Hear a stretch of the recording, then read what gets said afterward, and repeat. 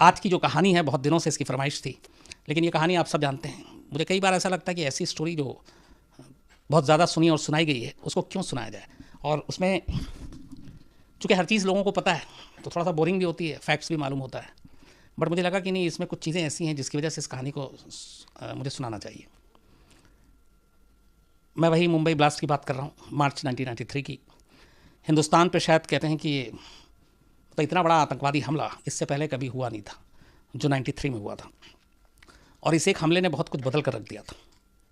बल्कि दुनिया में इस तरह का ये पहला इंसिडेंट था जब करीब 2-2.5 घंटे के अंदर एक के बाद एक करीब 12 धमाके हुए और इतने सारे लोगों की जान गई।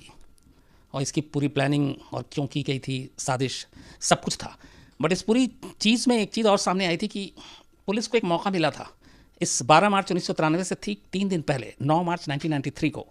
अगर पुलिस एक शख्स की बात पर यकीन कर लेती और उसको सीरियसली ले लेती तो शायद 93 का ये सीरियल ब्लास्ट ना होता और इतने लोगों की जान नहीं गई होती। लेकिन पुलिस से एक बहुत बड़ी चूक हुई थी। वो कैसे हुई, कहाँ हुई, मैं कहानी के आगे बताऊँगा।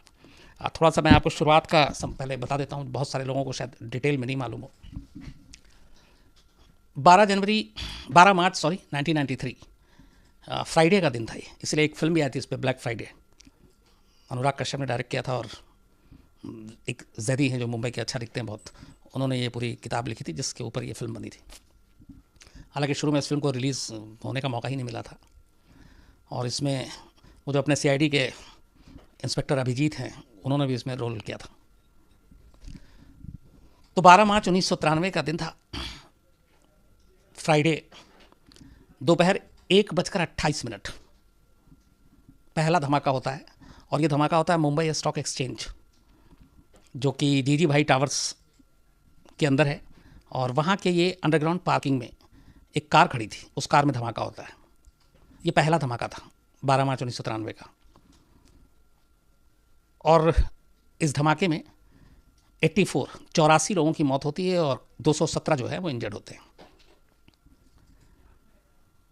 इसके बाद थोड़ा सा वक्त बीतता है, गैप आता है टाइम में। ये 1:28 पर हुआ था। 2:15 पर दूसरा धमाका होता है। और इस बार धमाका हुआ कत्था बाज़ार है ये मुंबई में एक, वहाँ पे। यहाँ पे जो धमाका होता है उसमें एक स्कूटर पार्क था और उस स्कूटर में ब्लास्ट होता है। इस धमाके में 5 लोग मारे जाते हैं और 6 जो है वो इंजर्ड होते हैं।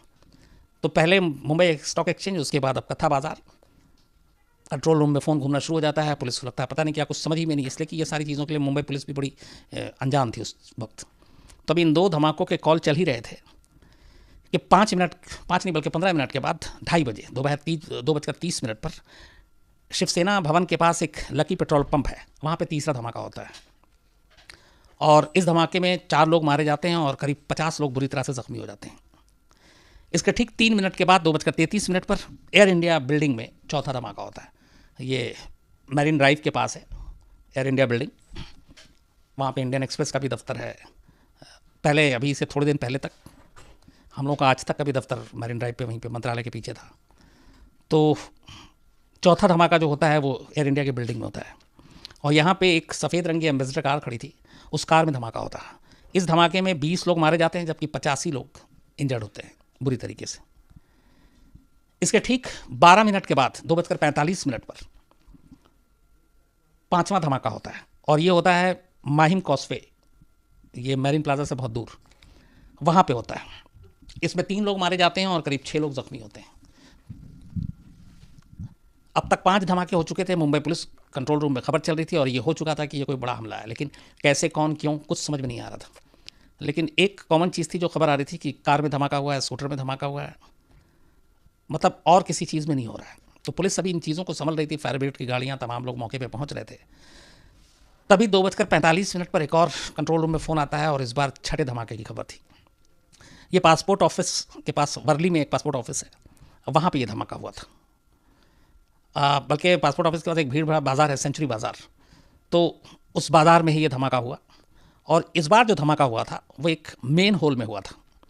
किसी ने मेन होल में बॉम्ब फिट किया था और बेस्ट की जो है एक डबल डेकर बस, जैसे उस मेन होल के ढक्कन पे उसका पहिया पड़ा, अचानक धमाका होता है। इस धमाके में सबसे ज़्यादा लोग, अब तक जो इससे पहले 4 हुए थे, 113 लोगों की मौत होती है और 227 लोग इंजर्ड होते हैं, क्योंकि बस भी खचाखच भरी हुई थी। और भीड़ मार्केट। इस धमाके के फिर 20 मिनट तक कोई अगला धमाका नहीं होता, लेकिन इसके 20 मिनट के बाद 3:05 पर 7वें धमाके की खबर आती है। और ये धमाका जावेरी बाज़ार में हुआ था। जावेरी बाज़ार में इसके बाद भी अभी 2006-07 या उसमें भी धमाका हुआ था, और मैंने उस पूरे इलाके को कवर किया था, देखा था, भीड़ भाड़ बहुत होती है। इस धमाके में भी एक स्कूटर का इस्तेमाल हुआ, और जावेरी बाज़ार में चूँकि भीड़ बहुत होती है, 17 लोग मारे गए और 57 लोग इसमें इंजर्ड हुए। ये 3:05 पर हुआ था 7वां धमाका। इसके ठीक 5 मिनट के बाद 3:10 पर सिरॉक होटल बांद्रा, यहाँ पे 8वां धमाका होता है। हालांकि इस धमाके में किसी की जान नहीं गई, लेकिन इसमें होटल को बहुत नुकसान हुआ था। होटल के एक कमरे में RDX से भरा हुआ एक सूटकेस रखा हुआ था, और उसमें यह धमाका हुआ था। तो ये पहला धमाका था, 8वां धमाका, जिसमें किसी की मौत नहीं हुई थी। लेकिन इस धमाके के ठीक 3 मिनट के बाद एक और धमाके की खबर आती है, 9वें धमाके की। और ये धमाका इस बार प्लाजा सिनेमा में हुआ था। इस धमाके में 10 लोग मारे गए और 37 घायल हुए। तो अब तक 9 धमाके हो चुके थे, और एक को छोड़कर बाकी हर जगह जानी नुकसान, लोग बहुत बड़ी तादाद में घायल हो रहे थे। पुलिस को कुछ समझ में नहीं आ रहा था, जहाँ खबर मिलती वहीं फायर ब्रिगेड की गाड़ियाँ, एम्बुलेंस, पुलिस का दस्ता सब भाग रहे थे।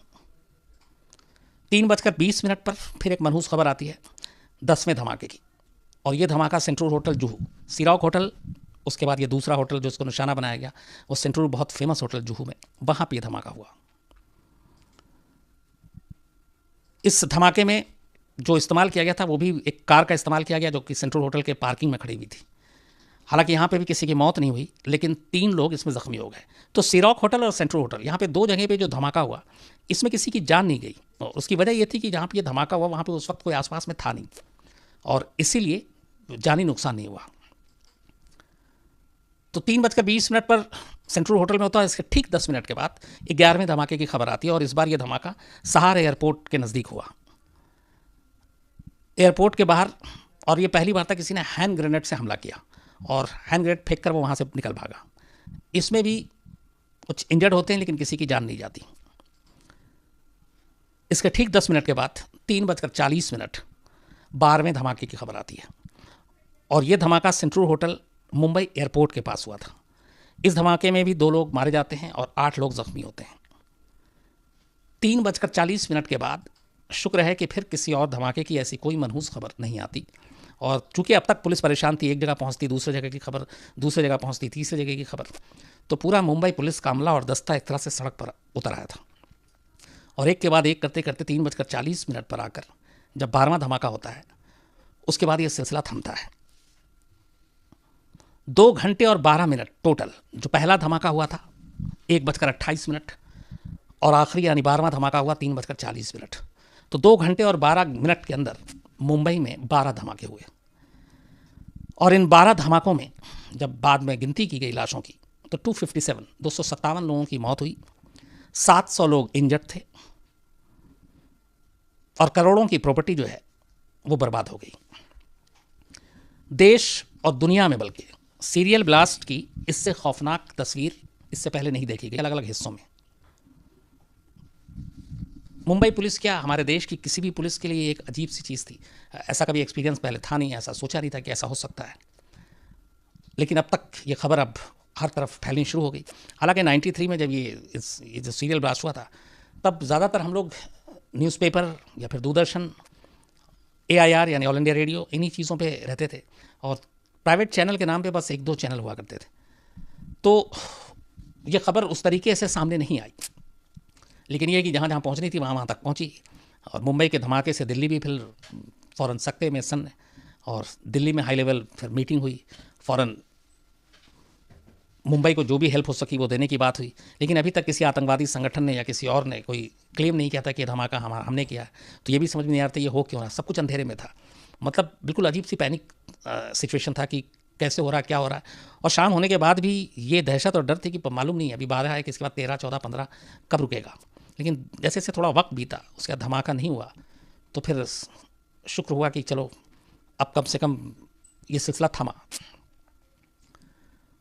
अब ये सिलसिला थमा, इसके बाद जाहिर सी बात है पहले घायलों को, इन सारी चीज़ों को देखा गया। उसके बाद रात भर दिल्ली से हाई लेवल टीम पहुंची हमारे सिक्योरिटी एक्सपर्ट्स की, और सब कुछ मुंबई के साथ पुलिस के साथ बातचीत हुई। और फिर एक डिसाइड किया गया कि इस पूरे मामले की जांच के लिए हाई लेवल टीम बनाई जाएगी और ऐसी 3 टीमें हाई लेवल बनाने का फैसला किया गया। इनमें से एक टीम का जिम्मा दिया गया डीसीपी राकेश मारिया, उस वक्त थे, बाद में ये मुंबई पुलिस के कमिश्नर भी बने। राकेश मारिया के अंडरवर्ल्ड और इन सारी चीज़ों में पकड़, इन्वेस्टिगेशन बड़ी अच्छी। तो 3 टीमें जो हाई लेवल बनाई गई, उसमें एक राकेश मारिया उस वक्त डीसीपी थे। दूसरी टीम की जिम्मेदारी जो दी गई वो अरूप पटनायक को दी गई, ये भी इन चीज़ों के एक्सपर्ट। और तीसरी टीम जिनके अंडर में बनाई गई वो उस वक्त जब ये सीरियल ब्लास्ट हुआ था तब मुंबई के खुद पुलिस कमिश्नर थे एएस सामरा साहब। तो राकेश मारिया, अरूप पटनायक और एएस सामरा, इन तीनों की अगुवाई में 3 अलग अलग टीमें इस पूरे मुंबई हमले की जांच के लिए बनाई गई और उनको ये काम दिया गया कि आप तफ्तीश करें और पता करें ये है क्या, क्योंकि अभी तक किसी ने क्लेम नहीं किया, कुछ पता नहीं। जो शुरुआती तफ्तीश हुई और जितने आई विटनेस थे चश्मदीद से, उनसे इन 12 के 12 जगहों की जब रिपोर्ट ली गई तो एक ही चीज़ बस रात होते होते सामने आई, और वो ये कि जितने भी ब्लास्ट हुए हैं उनमें से 1 या 2 जगह को छोड़ के जहाँ पे हैंड ग्रेनेड का इस्तेमाल हुआ था, बाकी हर जगह कार और स्कूटर का इस्तेमाल किया गया धमाका करने के लिए। इसके अलावा कोई जानकारी नहीं, और कौन लोग हैं ये भी कुछ पता नहीं। अब ये सारे धमाके हो चुके, पुलिस अपनी जांच में लगी हुई है, कुछ सामने आ नहीं रहा है। 12 मार्च के बाद 13 मार्च इन्हीं चीज़ों में गुजर जाता, सिर्फ यही एक क्लू है कि स्कूटर और कार इस्तेमाल किया गया। 2 दिन बाद 48 घंटे बाद 14 मार्च 1993 का दिन आता है। दोपहर करीब 1:30 बजे मुंबई पुलिस कंट्रोल रूम को दादर इलाके से एक लावारिस स्कूटर की खबर मिलती है कि चूँकि ये सब कुछ हो गया और जिस तरीके से स्कूटर और कार की खबर थी कि उन्हीं में सारे ब्लास्ट और विस्फोटक रखे थे, तो पूरी मुंबई में जितने लोग थे बाकायदा वहाँ पे पुलिस के ज़रिए ये ऐलान भी कराया गया कि कोई भी ऐसी लावारिस गाड़ी और वो देखें तो उसको न छुएं, ना उसके नज़दीक जाएँ। तो ये लोगों तक ये बात पहुंच गई थी, और इसी बात का असर था कि 2 दिन बाद 48 घंटे बाद 14 मार्च 1993 को 1:30 बजे मुंबई पुलिस कंट्रोल रूम को खबर मिलती है कि दादर इलाके में एक स्कूटर लावारिस खड़ी है। बम निरोधक दस्ते के साथ फ़ौरन वहाँ पर टीम पहुँचती है, स्कूटर की जाँच की जाती है। जब स्कूटर की जाँच की जाती है तो पता चलता है कि उस स्कूटर की डिक्की में और बाकी जगहों पर 15 किलो RDX रखा हुआ है। इसके बाद ये अंदाज़ा लगा जाता है कि इस स्कूटर का भी इस्तेमाल 12 मार्च के लिए होना था 15 किलो RDX के साथ। सोचिए अगर धमाका होता तो क्या होता, लेकिन किसी वजह से इसमें धमाका नहीं हुआ और इसलिए ये स्कूटर वहाँ पे खड़ा रहा, लेकिन इसमें ब्लास्ट नहीं हुआ। बॉम्ब डिस्पोजल स्क्वाड ने इसको जो है बॉम्ब को फिर डिफ्यूज़ कर दिया। 1:30 बजे अभी ये सारी चीज़ें स्कूटर की खबर ही थी कि उसके थोड़ी देर के बाद फिर पुलिस कंट्रोल रूम को एक खबर मिलती है कि वर्ली इलाके में एक मारुति वैन लावारिस खड़ी है। पहले स्कूटर, लेकिन ये जो स्कूटर ये दादर इलाके में, और वैन की खबर मिलती है वर्ली इलाके से। पुलिस की टीम फ़ौरन वहाँ पहुँचती है, लावारिस जो मारुति वैन खड़ी थी। इसके बाद बम निरोधक दस्ता उसकी तलाशी लेता है, चेक करता है। उस मारुति वैन से पुलिस को बहुत बड़ी तादाद में हैंड ग्रेनेड, AK-47 राइफल मिलते हैं, और उसमें लेकिन विस्फोटक नहीं था। इसके बाद जब इस कार के रजिस्ट्रेशन नंबर की जांच की जाती है तो पता चलता है कि ये कार जो है माहिम इलाके में एक दरगाह रोड पर अल हुसैनी बिल्डिंग है।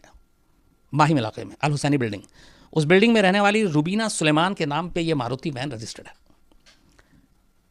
पुलिस को लगता है कि शायद उसे पहली कामयाबी मिली, क्योंकि एक तो मारुति वैन में सारे हथियार बरामद होना और ये सारी चीज़ें, लेकिन फिर पुलिस को ये भी लगा कि हो सकता है गाड़ी चोरी की हो, पता नहीं, तो उससे इस रजिस्ट्रेशन नंबर तक पहुँच के भी कोई फ़ायदा ना हो।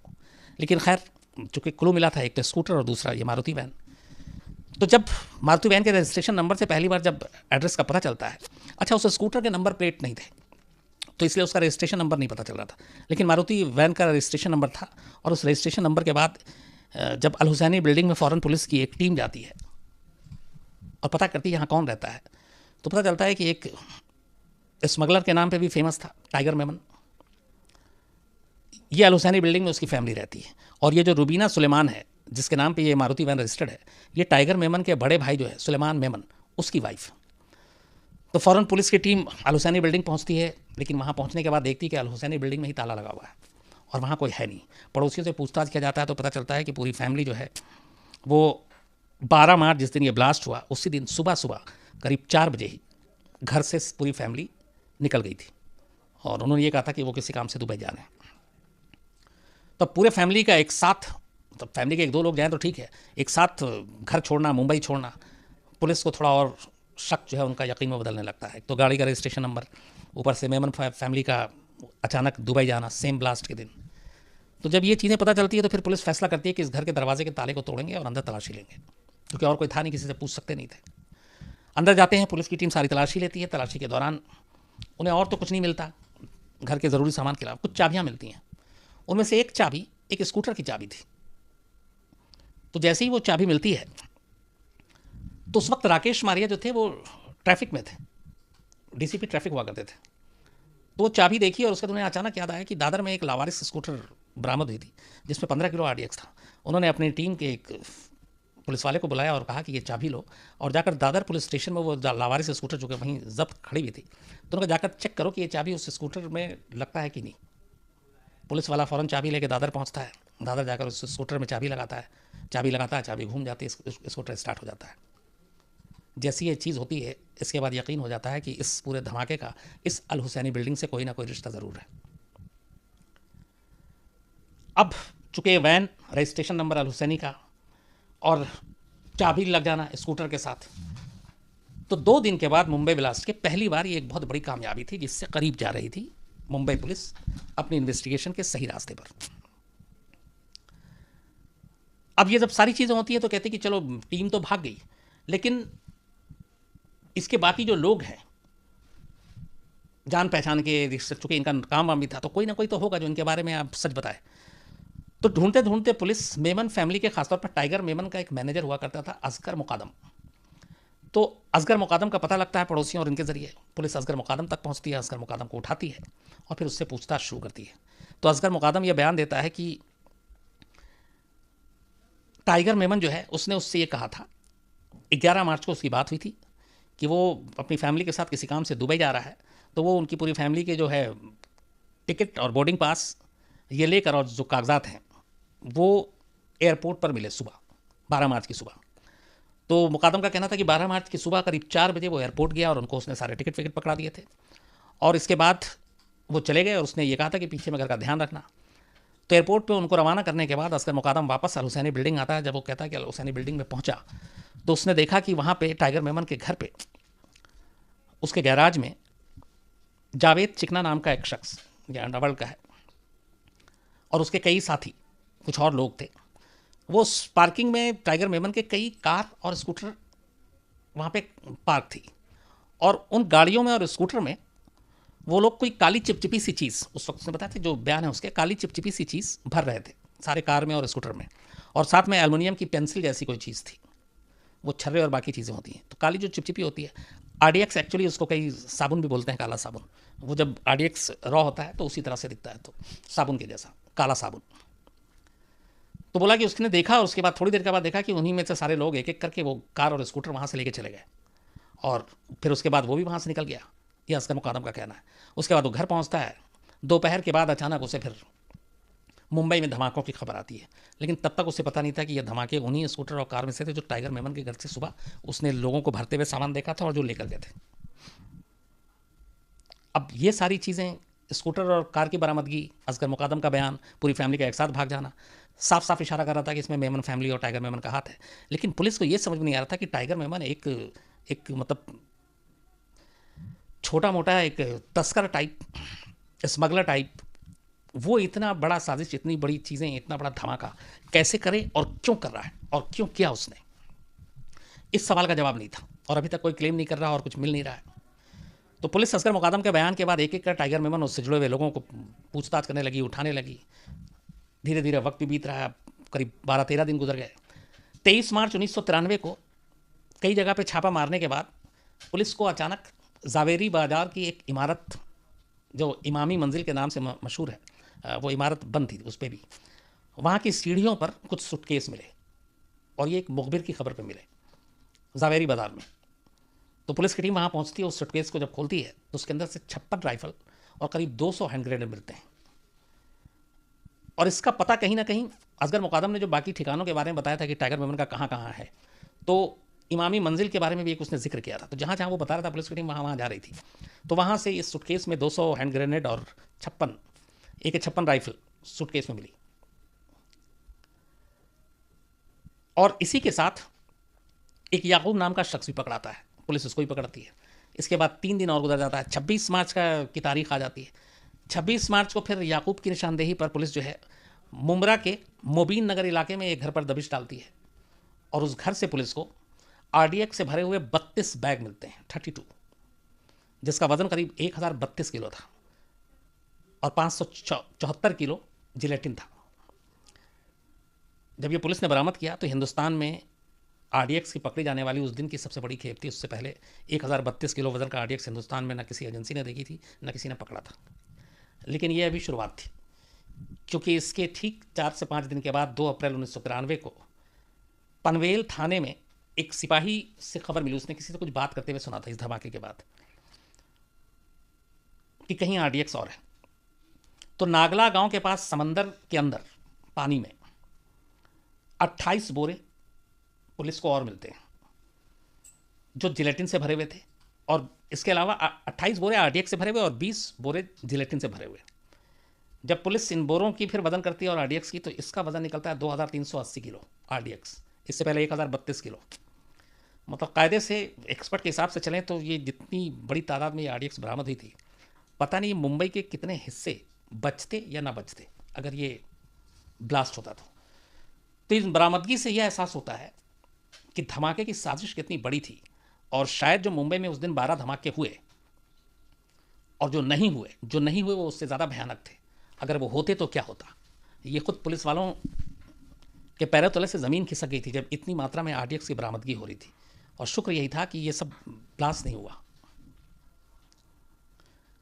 अब ये सारी चीज़ें चल रही थी, टाइगर मेमन के लोगों को भी एक एक करके एक दूसरे से कड़ियाँ जोड़ते हुए जो मिल रहे थे पूछा जा रहा था। अब करीब करीब 1 महीना पूरा होने वाला था। तभी 11 अप्रैल 1983 को पुलिस ने एक बिल्डर हैं इब्राहिम चौहान, एक मुखबिर की सूचना पे इब्राहिम चौहान को पकड़ा, इस बिल्डर को, और इससे पूछताछ की, क्योंकि इसका कई जगहों पे नाम आ रहा था कि ये इन पूरे धमाकों के बारे में बहुत कुछ जानता है। तो पहली बार जो सबसे बड़ी कामयाबी मिली अभी तक के धमाके में, 1 महीना लगभग होने वाला था, 12 मार्च को धमाका हुआ था और 11 अप्रैल आ गया था। तो इब्राहिम चौहान को जब पुलिस उठाती है तो पहली बार पुलिस के सामने जो नाम आते हैं धमाके के लिए और जो सवाल का जवाब मिलता है कि टाइगर मेमन जैसा स्मगलर इतनी बड़ी साजिश कैसे रच सकता है, क्यों रचेगा, किस उसने ऐसा किया क्यों। तो इब्राहिम चौहान जब मुंह खोलता है तब जवाब मिलता है कि इस सीरियल ब्लास्ट के पीछे टाइगर मेमन ज़रूर है, लेकिन टाइगर मेमन के साथ जो है वो अंडरवर्ल्ड डॉन दाऊद इब्राहिम है, उसका भाई अनीस इब्राहिम है, अबू सलेम है। वो एक एक कर सबका नाम बताता जाता है और इसी नाम की कड़ी में बताते बताते वो संजय दत्त का भी नाम लेता है। इब्राहिम चौहान पहला शख्स था जिसने संजय दत्त का नाम लिया था। ये एक बिल्डर था मुंबई का, और साथ में वो बताता है कि उस वक्त बॉलीवुड के 2 फिल्म प्रोड्यूसर, एक समीर हिंगोरा और दूसरा हनीफ कड़ावाला। हनीफ कड़ावाला आपको याद होगा, जब भी संजय दत्त जेल से बाहर आते पैरोल पे जब अंदर गए तो संजय दत्त के साथ हमेशा जो है वो हनीफ कड़ावाला, ये बड़ा गहरा दोस्ती भी सुना है। तो ये इब्राहिम चौहान ने ही नाम बताया दाऊद का, अनीस का, और साथ में इन 2 प्रोड्यूसर्स का, समीर हिंगोरा और हनीफ कड़ावाला का।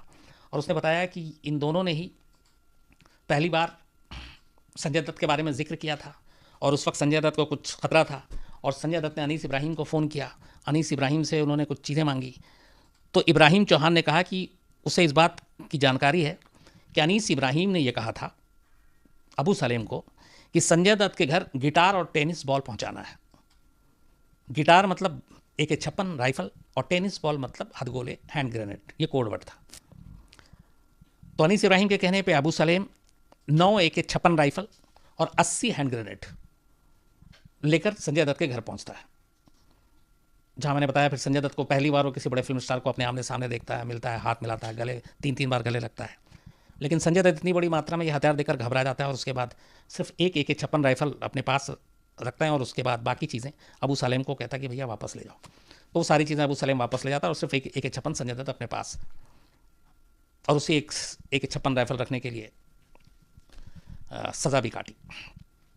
तो पहली बार इब्राहिम चौहान के खुलासे के बाद पता चलता है मुंबई पुलिस को कि इसके पीछे अंडरवर्ल्ड डॉन दाऊद इब्राहिम का हाथ है। टाइगर मेमन शामिल ज़रूर है, लेकिन दाऊद इब्राहिम है, और दाऊद इब्राहिम है तो उसके पीछे पाकिस्तानी खुफिया एजेंसी ISI भी है, क्योंकि इतनी बड़े पैमाने पे प्लानिंग साजिश ये अकेले इन लोगों के बलबूते की बात नहीं थी। और इसी इब्राहिम चौहान के खुलासे के बाद इसने 11 अप्रैल को जो खुलासा किया था, जिस दिन ये खुलासा किया था तब संजय दत्त इंडिया से बाहर शूटिंग पर थे। 19 अप्रैल को संजय दत्त लौटते हैं शाम के वक्त मुंबई में, और 19 अप्रैल 1993 को मुंबई एयरपोर्ट पर लैंड करते ही मुंबई पुलिस संजय दत्त को गिरफ्तार कर लेती है। तो संजय दत्त की गिरफ्तारी मुंबई ब्लास्ट के 1 महीना और 3 दिन के बाद, 1 महीना और 6 दिन के बाद गिरफ्तार होते हैं संजय दत्त। 19 अप्रैल 1993 को संजय दत्त की गिरफ्तारी हुई। अब और खुलासा जब होता है तो 22 अप्रैल 1993 को इसके बाद मुंबई पुलिस की टीम जो है बहुत कस्टम अधिकारी और अपने पुलिस वालों पर भी गाज गिराती है। एक बहुत बड़े कस्टम अफसर थे SN सिंह, पुलिस उनको गिरफ्तार करती है। इल्ज़ाम ये था कि मुंबई के समंदर से डॉक से जो RDX लाया गया, उसको लाने में डी कंपनी की इन्होंने मदद की, पैसे लिए, और इन्हें पता था कि इसमें क्या है, उसके बावजूद रोका नहीं। और मुंबई पुलिस के जो अंदर में बहुत सारे अपने पुलिस वाले थे जो डी कंपनी के पैसे पे पलते थे, उनको भी गिरफ्तार किया गया। इसके बाद इधर जांच चल रही है। तभी 10 मई 1993 की तारीख आती है। मुंबई ब्लास्ट का ये 59वां दिन था और इस दिन पुलिस को एक और बड़ी कामयाबी लगती है। इस धमाकों में शामिल एक शख्स जिसका नाम बादशाह खान था, उसको पुलिस रामपुर यूपी से गिरफ्तार करके मुंबई लाती है। और जब वो मुंबई लाया जाता है तो बादशाह खान उनमें से था जो इस पूरी साजिश में शामिल था। अब उसके की मुंह से जो कहानी सुनी थी वो मतलब सीधे लाइव थी, सब कुछ वैसा था। तो ये इसलिए बादशाह खान की गिरफ्तारी मुंबई के लिए एक बहुत, पुलिस के लिए बहुत बड़ी कामयाबी थी। और अब बादशाह खान से पुलिस पूछताछ करती है। इसके बाद बादशाह खान कहानी सुनाता है। बादशाह खान की कहानी ये थी कि इस 12 मार्च 1993 की पूरी साजिश टाइगर मेमन ने रची थी और उसका साथ दिया था दाऊद इब्राहिम ने और उसके भाई अनीस इब्राहिम ने। जो बादशाह खान का बयान है उसके हिसाब से टाइगर मेमन और उसके जो साथी हैं जावेद चिकना, अनवर थीबा, इम्तियाज़ और याकूब, इन लोगों को जिहाद के नाम पर पहले अपने साथ मिलाया और फिर कहा कि लड़कों को तैयार करो और टीम बनाओ। इन लोगों ने लड़कों को तैयार किया। टोटल 19 लड़के चुने गए। 19 लड़कों को चुनने के बाद उन्हें बम बनाने, बम रखने, हथियार चलाने की ट्रेनिंग देने के लिए दुबई के रास्ते पाकिस्तान भेजा गया। अब जब वो उसने बयान देना शुरू किया, बाकी लोगों को बताया, तो उसी की निशानदेही पर फिर बाद में एक टीम वडोदरा जाती है मुंबई की, और वहाँ के तुलसी होटल के कमरा नंबर 204 में 3 और आरोपी जो थे, जो बॉम्ब रखने वाले थे, वो गिरफ्तार होते हैं, जिनमें एक मोहम्मद सईद, एक उस्मान खान और एक रईस। इन तीनों को गिरफ्तार करके लाया जाता है। तो अब बादशाह खान के साथ साथ और भी पुख्ता सबूत, अब ये लोग भी कहानी बताते हैं पूरी प्लानिंग की। और ये तीनों वो थे जो पाकिस्तान बाकायदा ट्रेनिंग लेने के लिए गए थे टाइगर मेमन के कहने पर।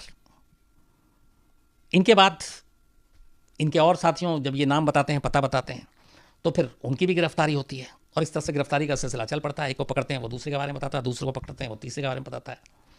और जब इन सारे लगभग जो मेन कल्प्रिट थे उनको पकड़ लिया गया, जो बॉम्ब रखने वालों में शामिल थे स्कूटर और कार में, तो उनसे पूछताछ के बाद जो पहली बार पता चलता है मुंबई पुलिस को कि ये इतनी बड़ी तबाही क्यों, एक तस्कर, एक स्मगलर, वो ऐसी आतंकवादी हरकत क्यों, तो पता चला कि 12 मार्च 1993 दरअसल 6 दिसंबर 1992 का बदला था। 6 दिसंबर 1992 को अयोध्या में जब बाबरी मस्जिद गिराई गई, उसके बाद दंगा हुआ था और वो दंगा देश के कई जगहों पे हुआ और वही दंगा मुंबई में भी हुआ था और उस दंगे में देश भर में बहुत सारे लोग मारे गए थे। इस दंगे में टाइगर मेमन का ऑफिस कहते हैं कि जला दिया गया था और इस बात से वो इतना ज़्यादा गुस्से में आ गया था कि उसने कहा था कि इसका बदला लेंगे। लेकिन उसके अकेले के बलबूते की बात नहीं थी, लेकिन वो था कि कुछ करना है। एक कहानी उसमें यही कि इसके बाद ये जब कुछ हुआ, जब दंगा मंगा, तब तक उससे पहले दाऊद अपना सब कुछ समेट कर ऑलरेडी दुबई जा चुका था और दुबई से ऑपरेट कर रहा था। दाऊद इब्राहिम मुंबई में नहीं था। तो अब ये था कि ये सारी चीज़ें करनी है दंगे के बाद जो टाइगर मेमन के साथ हुआ, लेकिन टाइगर मेमन को चाहिए था कि कोई उसकी हेल्प करे। इसी दौरान कहते हैं कि दिसंबर 1992 में ही दुबई में दाऊद इब्राहिम के पास एक पार्सल आता है। इसका कई जगह पे जिक्र है और बाकायदा जो मुंबई पुलिस की कहानी है उसमें भी इसका जिक्र है और मुंबई पुलिस इस चीज़ को मना नहीं करती है। तो वो कहती है कि दुबई में दाऊद के घर पे एक पार्सल आया और उस पार्सल में कुछ चूड़ियाँ थीं और एक लेटर था और वो किसी महिला ने लिखी थी और ये कहा था कि तुम हमारे साथ यहाँ जुल्म हो रहा है और तुम वहाँ या तो कुछ मदद करो या ये चूड़ी पहनकर बैठ जाओ। ये एक कहीं से कहानी आती है, लेकिन ये कितना सच है कितना झूठ है ये मैं नहीं कह सकता। लेकिन टाइगर मेमन को लगा कि दाऊद इब्राहिम मदद कर सकता है और दाऊद इब्राहिम तब तक दुबई में जाकर सेटल था और उसे लगा कि पैसे और बाकी प्लानिंग की मदद पे भी वो कर सकता है। तो इसके बाद टाइगर मेमन दुबई जाता है और दुबई के एक होटल में अनीस इब्राहिम से पहले उसकी मुलाकात होती है। अनीस इब्राहिम के साथ मुलाकात में फिर मोहम्मद दौसा, तौफीक जलियावाला, शेख अहमद, हाजी उमर मुस्तफ़ा, सैयद आरिफ, ये सब मिलकर मुंबई की पहली राउंड में एक प्लानिंग करते हैं कि ऐसे धमाका करना है। इसके बाद दुबई से वो लौटने के बाद जब उसे लगता है कि ये सारी चीज़ें होंगी, फिर वो 19 लड़कों को तैयार करता है।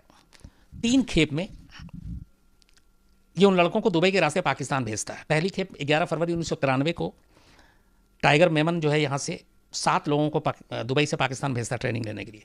वो 7 लोग जो थे उसमें जावेद चिकना, बादशाह खान, परवेज़ गोलावाला, सलीम पासोबकर, सलीम बाजार वाला, फारूक पावले और ज़कीर। ये लोग 13 फरवरी 1993 को पाकिस्तान पहुंचते हैं ट्रेनिंग लेने के लिए। दूसरी खेप 15 फरवरी 1993 को भेजता है। इस खेप में 3 लोग थे, एक फिरोज़ अमानी मलिक, नियाज़ अहमद और नसीम बारमेयर। ये भी दुबई के रास्ते वहाँ पहुँचते हैं 17 फरवरी को। पहली खेप 13 फरवरी को पहुँची, दूसरी खेप 17 फरवरी को। तीसरी खेप 19 फरवरी को तीसरे ग्रुप में 9 लोग थे, येबा याकूब, नासिर ढकला, अनवर थोबा, इरफान चौगले, शाहनवाज, अब्दुल अख्तर, मोहम्मद रफ़ीक, गुल मोहम्मद खान, बशीर खान, ये लोग थे जो पहुँचते हैं। पाकिस्तान जाने के बाद ये 19 के 19 लड़के वहाँ ट्रेनिंग लेते हैं और फिर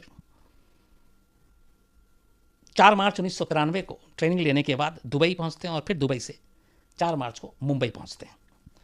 इसके बाद इन सब का टारगेट ये था कि ट्रेनिंग तो हो गई, अब तुम इलाके की रेकी करो। तो इन सब के हिस्से में था कि मुंबई की कौन कौन सी जगह पे जहाँ धमाके करने हैं। तो ये काम इनको दिया गया, चूँकि बॉम्ब इन्हें रखना था तो इन्होंने सारे इलाके की रेकी की और उस हिसाब से इन्होंने जगह चुनी।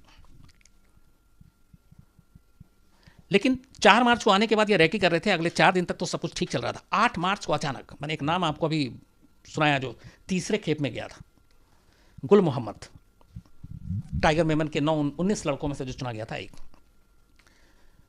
ट्रेनिंग लेने के बाद, लौटने के बाद और रेकी करने के दौरान 8 मार्च को यानी पाकिस्तान से आने के चौथे ही दिन गुल मोहम्मद की सोच अचानक बदल जाती है और वो अपने आप को इस मुहिम से अलग कर लेता है और वो अपने एक साथी को बता देता है कि मैं ये सब काम नहीं करूँगा। अब गुल मोहम्मद की बात उस साथी को जब पता चलती है तो ये बात टाइगर मेमन तक पहुँच जाती है। टाइगर मेमन को लगता है कि अगर ये पीछे हट गया इस मिशन से तो ये किसी को भी बता सकता है और इससे ये मिशन भी नाकाम होगा और उसके अलावा सारे पकड़े जाएंगे, सारे राज खुल जाएंगे। तो अपने आदमियों से कहता है कि गुल मोहम्मद को मार दो। उसके आदमी गुल मोहम्मद को मारने के लिए निकलते हैं, लेकिन गुल मोहम्मद तक ये खबर पहुंच जाती है और गुल मोहम्मद अंडरग्राउंड हो जाता है, वो भाग जाता है। उसे लोग ढूंढ रहे हैं टाइगर मेमन के लोग, लेकिन वो आता नहीं है। यह 8 मार्च की बात है। इसी तरह छुपता छुपाता उसे ये भी लगता है कि ज़्यादा दिन तक छुप नहीं पाएंगे, पकड़े जाएंगे, मारे जाएंगे। बहुत कोशिश करके 9 मार्च 1993 को गुल मोहम्मद खुद पुलिस के सामने पहुंचता और सरेंडर कर देता है। और सरेंडर करने के बाद बाकायदा जिस पुलिस के पास था उनको वो पूरी चीज़ बताता है कि वो पाकिस्तान में गया था, ट्रेनिंग लेकर आया है, टाइगर मेमन का नाम बताता है, ये भी बताता है कि यहाँ पे मुंबई में बहुत बड़ा सीरियल ब्लास्ट होने वाला है और मुंबई स्टॉक एक्सचेंज और शिवसेना भवन समेत कई जगहों का नाम भी बता देता है, क्योंकि 3-4 दिन रैकी हो गई थी, उस रैकी में कुछ चीज़ें फाइनल हो गई थी। तो स्पेसिफिक वो बताता है कि ये स्टॉक एक्सचेंज भी निशाने पर है, एयर इंडिया बिल्डिंग भी निशाने पर है, शिवसेना भवन भी निशाने पर है। और ये सब मकसद ये भी था शिवसेना भवन को निशाना बनाना कि इससे एक तो धमाका और इसके बाद फिर और माहौल ख़राब हो और फिर हिंदू मुस्लिम आपस में लड़ें तो ज़्यादा नुकसान हो। लेकिन ये सारी चीज़ें वो बताता है खुलकर, पुलिस यकीन नहीं करती। अब इसमें कई बात में हम लोगों ने ये चीज़ कंफर्म की थी कि एक गुल मोहम्मद ने पुलिस को 9 मार्च को बताया था सरेंडर करके, तो अगर पुलिस उस दिन मान लेती और इस चीज़ पे पूरी फोर्स लग जाती तो शायद 12 मार्च 3 दिन के बाद ये चीज़ें ना होती। तो उसमें पुलिस की एक ही दलील थी, हालांकि उसको आप कमज़ोर दलील कहें या ताकतवर दलील कहें मुझे नहीं मालूम। का ये कहना था कि हाँ उसने ये सब कुछ तो बताया लेकिन डेट नहीं मालूम था। अच्छा, ये फैक्ट है कि जब 9 मार्च को इसने सरेंडर किया और 8 मार्च तक रैकी हुई, तब तक टाइगर मेमन ने डेट नहीं बताया था कि डेट क्या होगा। अगर डेट शायद पुलिस को पता होता कि 12 मार्च को, तब तो जाहिर सी बात है कि पुलिस अलर्ट पे होती, पकड़ लेती। लेकिन यहाँ यह भी है कि अगर डेट नहीं भी मालूम था तो भी पुलिस उसकी इन्फॉर्मेशन पे बाकी इन्वेस्टिगेशन कर सकती थी और उन तक जिनके साथ ये खुद गया था, जो 19 लड़के थे, उन्हीं को उठा लेती तो यह मिशन फेल हो सकता था, रुक सकता था। लेकिन पुलिस से गलती ये हुई, मुंबई पुलिस से, कि उन्होंने गुल मोहम्मद की बातों को बहुत सीरियसली नहीं लिया और उन्होंने इस पर कोई कदम नहीं उठाया। अब इधर दूसरी तरफ जैसे ही इसके सरेंडर की खबर बाहर आ गई, टाइगर मेमन तक पहुंची, अब पूरी टीम घबरा गई कि ये तो सरेंडर कर दिया, इसने सब कुछ पुलिस को बता दिया होगा, तो अब क्या किया जाए, मिशन को पोस्टपोन कर दिया जाए, ख़त्म कर दिया जाए। और तब पहली बार पता चला कि एक्चुअली जो टाइगर मेमन है, ये जो 12 मार्च 1993 को ब्लास्ट हुआ मुंबई में, ये 12 मार्च 1993 उसने ये चुना नहीं था, ये उसकी तारीख ही नहीं थी। उसको ये करना था अप्रैल में, अगले महीने, मार्च में नहीं, बल्कि अप्रैल 1993 में शिवाजी की जयंती के मौके पर। असली प्लानिंग ये थी कि शिवाजी की जयंती के मौके पर चूँकि भीड़ होगी, बहुत सारी रैलियाँ निकलेंगी, बाकी चीज़ें होंगी, तो वहाँ पे अगर इस तरीके से RDX और सारे प्लान की जाए तो तबाही ज़्यादा होगी। तो उसका जो मेन था, जो उसने छुपा कर रखा था, अभी तक अपनी टीम से भी शेयर नहीं किया था। वो ये था कि शिवाजी जयंती पर अप्रैल में ये धमाका करना है। लेकिन जैसे ही पता चला कि गुल मोहम्मद पकड़ा गया तो उसे लगा कि अब ये टाइम बहुत है और इस टाइम तक रोकना है इस मिशन को, तो शायद इसमें फिर पुलिस दबिश भी डाल सकती है, कभी पकड़ भी सकती है। तो उसने अचानक प्लान किया और कहा कि नहीं, ये 9 मार्च को सरेंडर करता है और 10 मार्च को डिसाइड हो जाता है कि जो मुंबई में ब्लास्ट होगा वो 12 मार्च को होगा, अगले 48 घंटे में। और इसी के बाद 12 मार्च का डेट फिक्स हो जाता है, अप्रैल से पहले ही। सारे लड़कों को जिसको ट्रेनिंग दी गई थी उसके बाद ये अचानक बुलाता है, सबको बताता है और 12 मार्च के लिए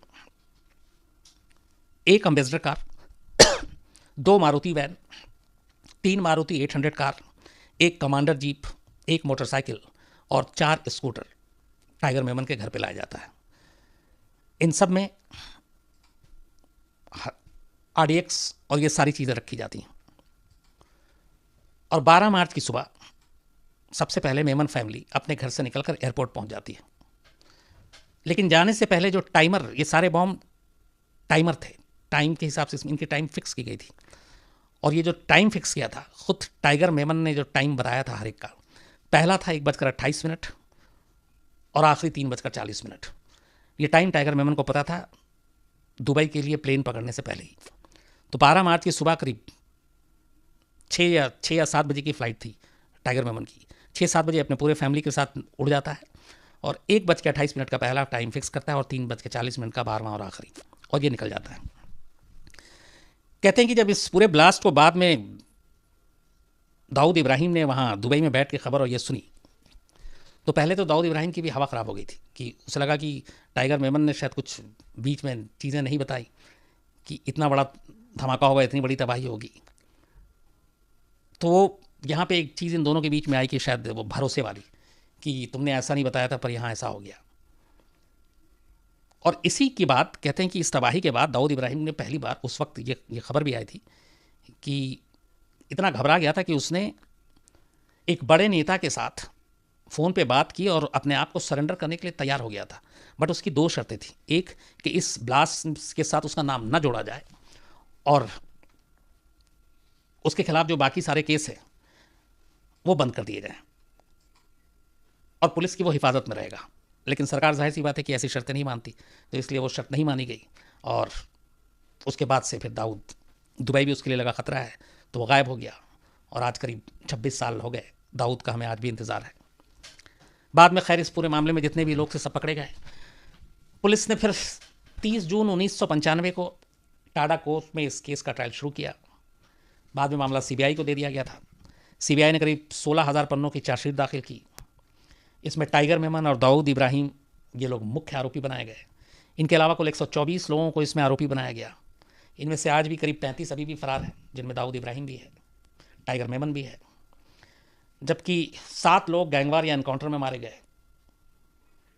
लंबी सुनवाई के बाद 2007 में अदालत ने पहली बार अपना फैसला सुनाया था, जिसमें 12 आरोपियों को सजाए मौत मिली थी। हालांकि बाद में फिर कोर्ट में, ऊपरी कोर्ट ने उनको उम्र कैद में बदल दिया। एक याकूब मेमन सिर्फ बचा जिससे फांसी हुई।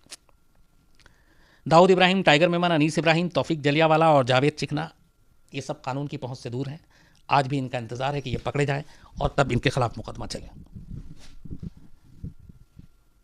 तो ये थी पूरी कहानी 93 ब्लास्ट की, और इसकी साजिश रची गई थी दुबई में। लेकिन इसमें मुख्य जो था, जिसने सबसे पहले पहल की, वो टाइगर मेमन था।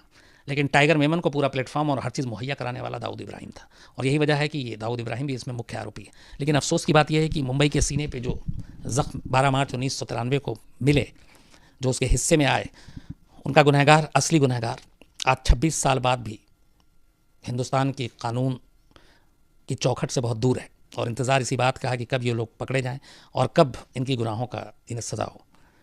बट इंतज़ार है, देखिए कब तक ये हाथ आते हैं।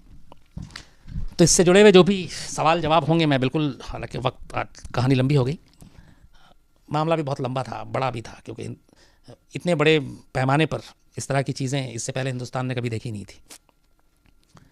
खैर, मैं वादा के हिसाब से मैंने बहुत सारी चीज़ें और नोट करके लाया हूँ, वो मैं बताता हूँ आपको। कुछ लोगों के नाम, कुछ सुझाव। एक सलवंत रहर हैं, नारायण पारिक हैं, बड़ा अच्छा ये मकाऊ से इन्होंने भेजा है कि आप कभी आएँ, होटल में डिस्काउंट भी मिलेगा। Thank you very much Narayan Pareek साहब। सलमान पठान, उत्कर्ष यादव, इरफान खान है, इनकी अम्मी का बर्थडे था शायद फ्राइडे को, और मैं फ्राइडे उस दिन बातचीत भी नहीं कर पाया। तो इरफान साहब, आपकी अम्मी की सालगिरह बहुत बहुत मुबारक हो, ऊपर वाला उन्हें लंबी उम्र दे। अरजान सापकोटा हैं, तारिक शेख, अजय सिंह। इनका सवाल था कि क्या सुनील, जो डॉक्टर सुनील मंत्री वाला मामला सुनाया था मैंने, वो रेयर केस में आता है? इसमें देखना पड़ेगा, क्योंकि जैसे तंदूर कांड था वो भी रेयर केस में इसलिए नहीं आया कि कोई पुलिस का कहना था या अदालत का कि मर्डर तक तो वो नॉर्मल था, मतलब रेयर्स में नहीं आता, लेकिन मर्डर के बाद उसने टुकड़े किए थे। तो अब यहाँ पे भी ये देखना पड़ेगा कि जिस वक्त कत्ल किया, क्या वो रेयरिस्ट में आएगा या कत्ल के बाद जो चीज़ें हुई वो आएगा। तो इसके लिए इंतज़ार करना पड़ेगा अजय साहब। डॉक्टर निज़ाम है, ये 498A फेक केसेस पे कहानी सुनना चाहते हैं, मैं कभी सुनाऊंगा आपको ज़रूर। सुबित तेम्भारे हैं, शायद नाम इनका मैं गलत बोल रहा हूँ, TEMBHARE, तेम्भारे ही होगा प्रोनाउंसिएशन। तो सुमित तेम्भारे साहब हैं, यही है जिन्होंने कविता रैना की भी कहानी कही थी सुनाने के लिए, थैंक यू। ऋषभ सिंह, नजीबुर रहमान नदवी, मयूर, सुरेश भाई मेहता, ये चंद्रा स्वामी की कहानी सुनना चाहते हैं।